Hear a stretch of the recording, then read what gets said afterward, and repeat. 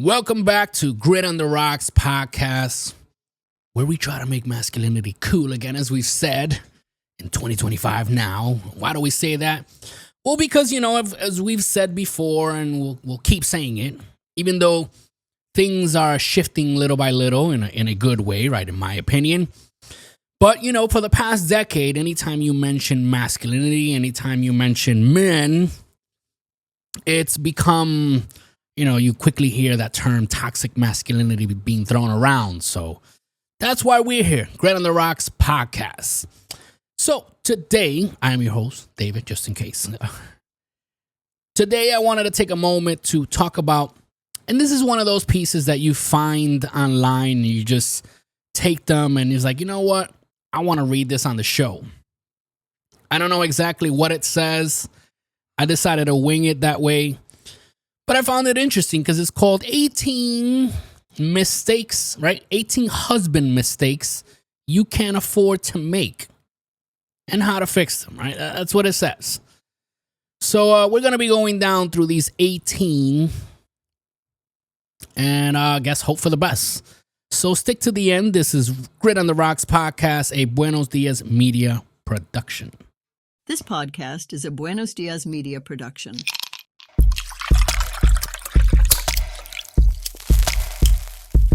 This is the Grit on the Rocks podcast, where raw conversations meet smooth sips. Pull up a chair, pour your favorite drink, puff on your favorite cigar, and join us as we dive into the convos that matter. No scripts, no barriers, just unfiltered truth served straight up. Cheers to the real ones out there. Salud. So today we're talking about some mistakes men, as husbands make.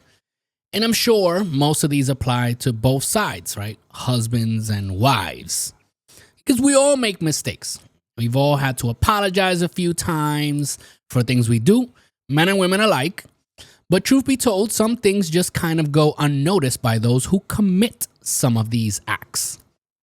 Either they don't notice it's wrong or don't notice they're doing it. But there are those who might do it intentionally. Anyway, that's why we're here. To make sure that if you're one of those listeners and you become aware and self-reflect, right? And if you're listening and identify your spouse in some of these, make sure to send them this episode so that they can listen as well. This is Grit on the Rocks podcast, a Buenos Dias Media production. The views and opinions expressed by the host, guest, and or participants of this show do not necessarily reflect the opinions of Buenos Dias Media LLC, its associates, partners, and show sponsors. The content is intended for entertainment purposes and should not be construed as professional advice. Listener discretion is advised. All right, so let's go down the list of 18 mistakes, right? 18 husband mistakes you can afford to make. In this case, I guess we could say husband or wife, right? As a spouse, be it a man or a woman. So let's go down these lists and discuss. And number one is, no particular order, it's just numbered this way, but number one is overemphasizing work, underemphasizing marriage. Guys, we get it. Providing for the family is important. But if you're working 80 hours a week and treating date night like it's a chore, your wife is probably more frustrated than your Wi-Fi when the router is down. Balance is key. You can't clock in for work and clock out of your marriage. I think this is it's a good point to look at, but also be careful that as a woman, right? If we're talking to men, as a woman, you're also not putting this pressure on your man about, generate more. He's already working 60 hours, 70 hours, and you want more. Well, there's a movie that they talk about that he says, she wants me to work less, make more money. I think it's a couples retreat. She wants me to screw harder, some shit like that. He says, but he talks about that she wants more money, but wants more of his time. So you got to pick and choose. But yes, speaking to the guys, sometimes it means making less money. but spending more quality time with your spouse. I am a firm believer in this. I do want to make more. I do want to provide more for my family. I'm just not willing to sacrifice the time with my family for that. And of course, we all have to sacrifice some time. Yes, of course, you have to, because if not, you'll never do anything. Oh, I just want to spend time with my family. You're just bumming it out all day. Then, yeah, that's the difference. But if you're already overextending yourself and working so many hours to the point where you don't see them, you leave early in the morning before your kids wake up, you come back home when they're already asleep, what quality time are you spending with your kids? These are the times your kids will remember as they grow older. They're not going to remember or care about, well, at least my dad, had a nice car. No, this is what they're going to look at. And your wife or your husband, if you're the wife, what do you think they're going to think about? And this is where doors open up for things that we don't want to happen in our marriage. So be careful. Focus on your balance, work-life balance, which is a very polarizing topic, but balance is key. Number 2 is normalizing flirting as harmless. Oh, it's just a compliment, you say, but your wife is giving you the look.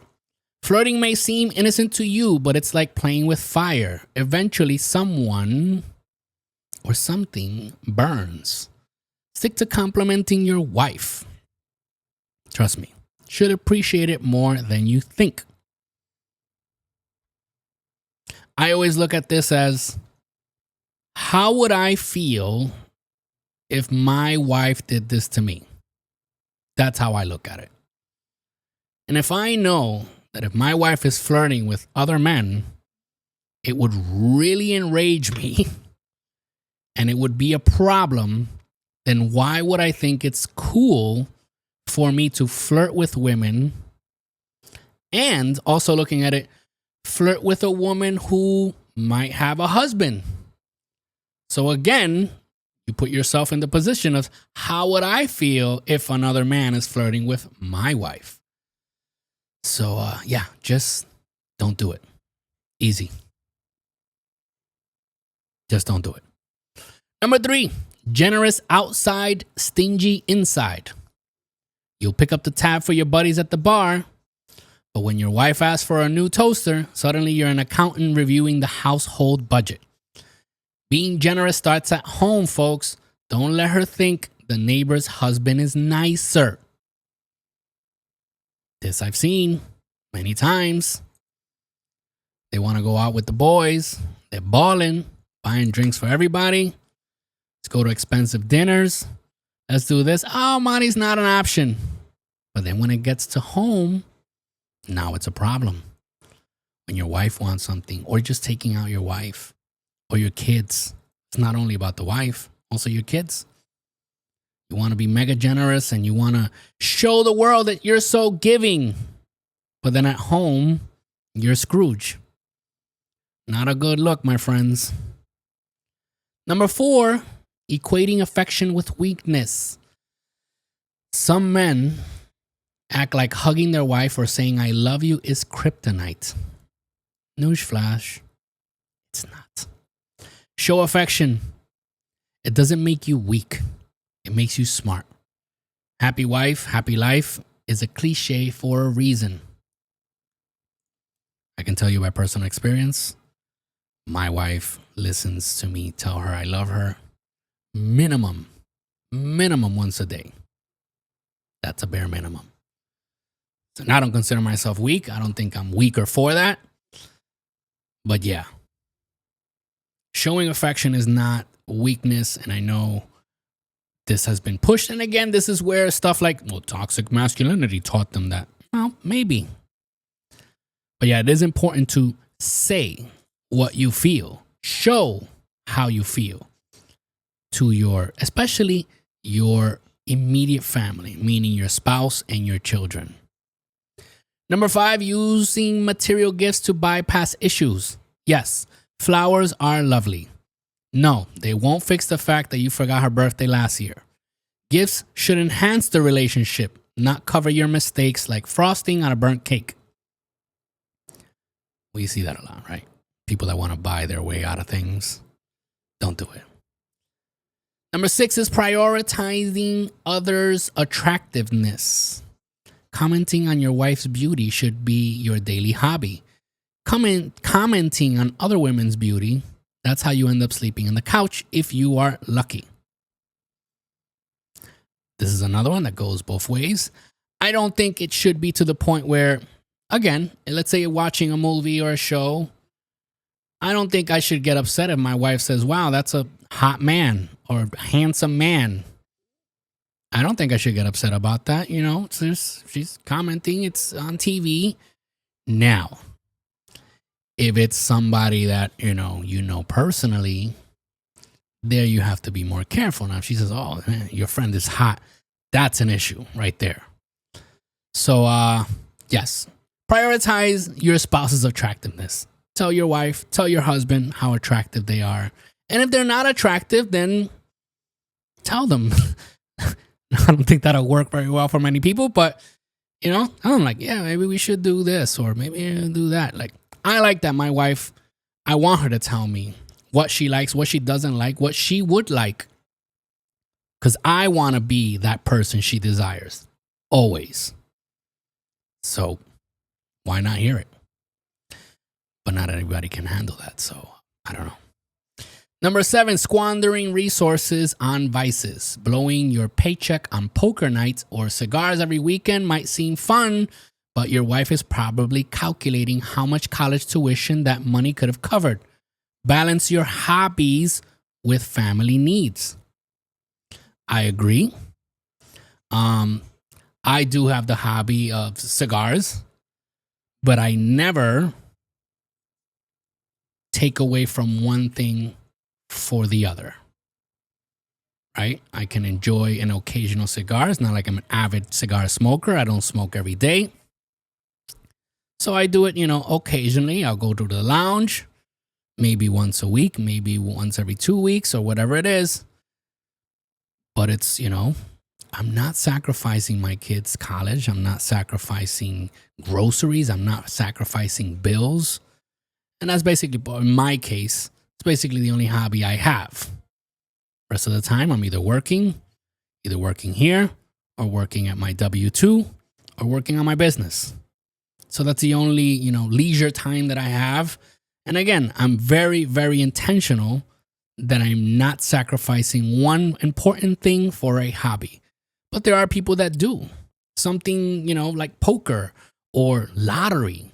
Some people get addicted to these scratch-off things and they'll blow money because they won $100 at one time and then they spent $5,000 during the year just trying to chase that next, high. So be careful with squandering resources on vices. This could be drinking, could be smoking, could be hobbies. It could be any type of addiction, anything you do. Do not squander resources of important things of your daily life for you or your family for these types of things. Number 8 is rationalizing pornography. Quote, it's just entertainment, end quote, some men say. But if your wife catches you, it's more like the beginning of a court case. Keep intimacy where it belongs, between the two of you. Number 9 is dictating. I'm not going to emphasize on that one because I know people get weird about that, but I do agree. Intimacy between you and your spouse is very important. Tell each other what you like. Tell each other what turns you on. Tell each other what turns you off.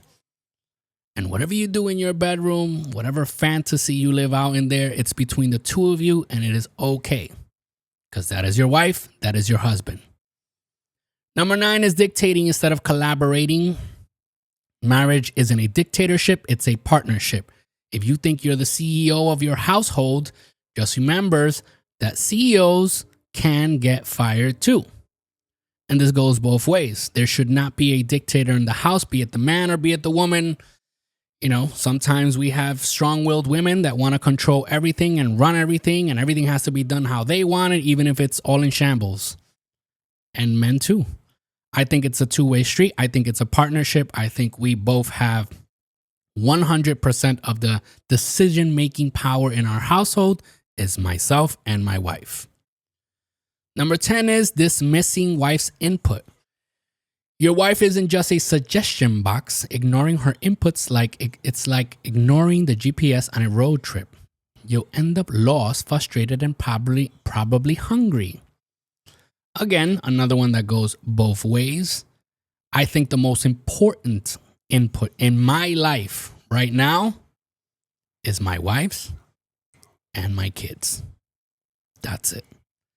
To me, that is the number one priority, the most important input for me. And that's how it should be for you and your spouse. If you're a woman, if you're a man, your spouse's input should be number one. And often we see that. We see, there's an episode on, Modern Family, where Claire gets upset because she suggested a salad to her husband, Phil, many, many times. He never, totally dismissed it. And then all of a sudden his buddy mentions it and he thinks it's the best thing in the world. And this happens a lot in partnerships, right? In marriages, where sometimes your spouse can tell you this and this and this and that. It just goes ignored. And then all of a sudden a friend tells you or a family member tells you and you think it's the best thing in the world. So, yes, validate your spouse's input. Number 1 is resisting apologies and openness. Saying I'm sorry is not a sign of weakness. It's a survival skill. If you're wrong, admit it. If you're right, be quiet. That's it. There's nothing wrong with admitting that you were wrong. I think it actually strengthens the relationship even more when you are willing to be accountable, when you're willing to take responsibility and just say I'm sorry and just keep it pushing. Number 12 is abdicating spiritual responsibility. If faith or values are part of your marriage, stepping up spirituality is key. Don't let your wife shoulder all the heavy lifting here. It's a team effort. Yep. Even though nowadays we see more people, right, where they have two different beliefs together. I don't know how that works. I have been blessed that at least my wife and I share a spiritual belief. We might not agree in everything 100%, but we follow the same thing. And that is what we pass on to our kids because it is a team effort. Number 13 is confusing professional and family roles. You might be the boss at work, chief. Yep. But at home, you're just part of the team. Nobody likes the guy who brings corporate jargon to family dinner. And that goes both ways. Number 14 is concealing struggles. Bottling things up doesn't make you stoic. It makes you explode later.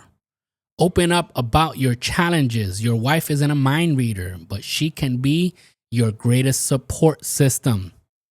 I agree with this 1,000,000%. This is something I tell my son all the time. Is like bottling things up and not talking about it doesn't help anyone because eventually that builds up until a pipe bursts or, steam comes out, it blows up. So it is important to talk about what you're going through. What are you feeling? What are you struggling with? Keep an open communication with your spouse. Men, talk to your wives. Women, talk to your husbands. Let them know there aren't mind readers. We don't know what you're feeling. And then for those of us who are on the listening end, we need to learn how to listen. Listen with intent of understanding, not listening to respond. This is something we all got to work on, including myself. But yes, listen with the intent to understand, not to respond. Okay, 15. We're almost done here. Seeking external validation over family satisfaction. Chasing approval from others at the expense of your family is like chasing the wind. Focus on building validation where it matters the most, at home. I agree with this 100% as well. If I wear something, I don't care what anybody else thinks. I care what my wife thinks. How do I look? If she says I look good, maybe if I feel weird in whatever it is I'm wearing, either I wear it or I don't. But that is the opinion that matters to me. If I'm wearing a cologne, how does it smell? If she says it sucks, why would I care that anybody else says it's great? She is the one closest to me. I believe in this 100%, right? You have to seek the validation of those at home. If your behavior is shit at home, but your buddies find it cool, that shouldn't be the case. That behavior should change because you should be seeking the validation of your immediate family at home. Number 16, prioritizing self-intimacy. If your intimacy is all about you, let's just say your Yelp review as a husband is getting 0 stars. Take time to focus on her needs. You know what I mean? I hope you do. In the intimate parts, right, of your marriage, of your household life, this does not include your kids. This is you and your spouse. If it's all about you and she's getting nothing out of it, yep, your Yelp stars are 0. You need to focus on your wife's needs. Women, you need to focus on your husband's needs. That's how it is. So you got married. You're one. You're dedicated to each other in sickness and health, to death do you part. So needs are part of the life of marriage. So take care of each other. 17 is shifting parenting solely onto wife. Your kids didn't show up via Amazon Prime. Parenting is a shared responsibility. Don't treat your wife like the family CEO while you act as the part-time intern. Can't agree more. To make kids, it takes 2 of you. So to raise them should also take 2 of you, not just her. And this is something that has changed with time. But back then, that's how it was. The man worked, the woman took care of the kids. Anything that had to do with childcare was all the woman's responsibility. That isn't the case anymore. And in my household, I try to do 100% to match her 100%. Or if you want to do 50-50, whatever. But parenting, I try to be as much involved as she is. That's how it should be. You know, you have your time, your leisure time. If I get my leisure time, she should have her leisure time too. If I, took care of the child for X amount of time, she should take the child also for X amount of time. It should be a give and take. It should be teamwork, And I've said this by mistake when they say like, oh yeah, I got to babysit. No, you're not babysitting. You're taking care of your kid. That's part of your job. Babysitting is when it's not your job and you're just doing it as a favor or right for monetary compensation. No, you're taking care of your kid. So yes, it should be both ways, both involved, both as involved. And I get it. There are cases where there's stay-at-home moms or stay-at-home dads. And, the other person is working and they don't have, the time that the other person has. I get that. And that's where, you make accommodations and you communicate and you plan. But it is important to understand that in your head, you should never have that, oh, it's that person's responsibility. You should always have, this is our responsibility. And number 18, the last one on the list is neglecting succession planning. Okay, this sounds corporate, but hear me out. Planning for the future, whether it's retirement, finances, or just making sure she knows where the insurance papers are, shows you care about her long-term security. Yep. So plan together, have goals, goal setting, work together, plan together, prepare together in every sense of the words, of the sentence, of the meaning. So this is it. This has been the 18, mistakes. 18 husband mistakes you can't afford to make. But we usually do. We try to put it for both sides, for husbands and wives, men and women. So, if you identify with any of these, I hope you reflected on it. And if you identified maybe your spouse on one of these, make sure to send them the episode so that they can listen to it, reflect on it, share with your family and friends. And this is it. This has been all for this episode of Grit on the Rocks podcast. Till next time, people, keep your spirits high, your cigars lit, your glasses full, and your conversations meaningful. This is Grit on the Rocks, a Buenos Dias media production. Till the next time, cheers. Grit on the rocks tonight, men with hearts like iron bars, tackling life's endless fight, scars becoming stars, diving deep into the void, working streams like candy.